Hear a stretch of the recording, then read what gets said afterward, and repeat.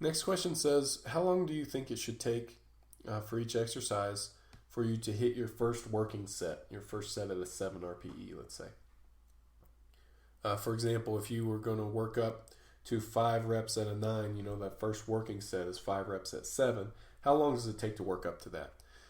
He says, I find depending on my focus, how recovered I am, etc., how long my rest periods have been, it takes longer on some days than others. Is there an ideal time it should take? I would assume that I should try to keep it as consistent as possible for all training sessions. Obviously, a little more or less time depending on the number of drop sets.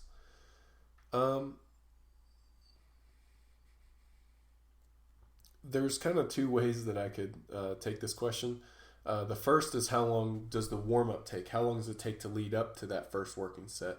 And the other is, how long does it take after that working set? So in terms of the warm-up, it depends on how strong you are, how many warm-ups you're doing, how beat up you are, stuff like that. You basically take as much time as you need. I will say don't dawdle though. Like if you just took the bar, you probably don't need a 5-minute rest before you take one plate. Put it on, load and lift until the weight gets, somewhat significant. You well over 50%, maybe more towards 70%.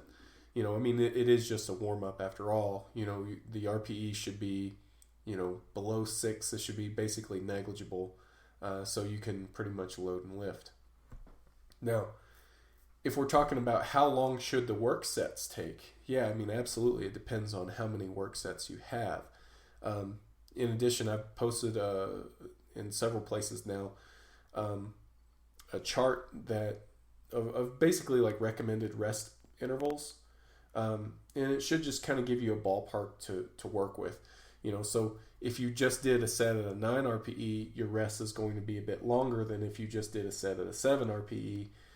And also, we've got to keep in mind that it depends a little bit on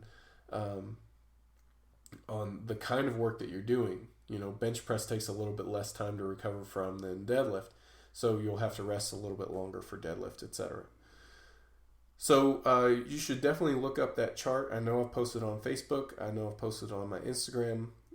If you have trouble finding it, let me know and I can email it to you directly. But that should help guide your rest intervals between sets. And from there, it'll just kind of depend on how many working sets you've got.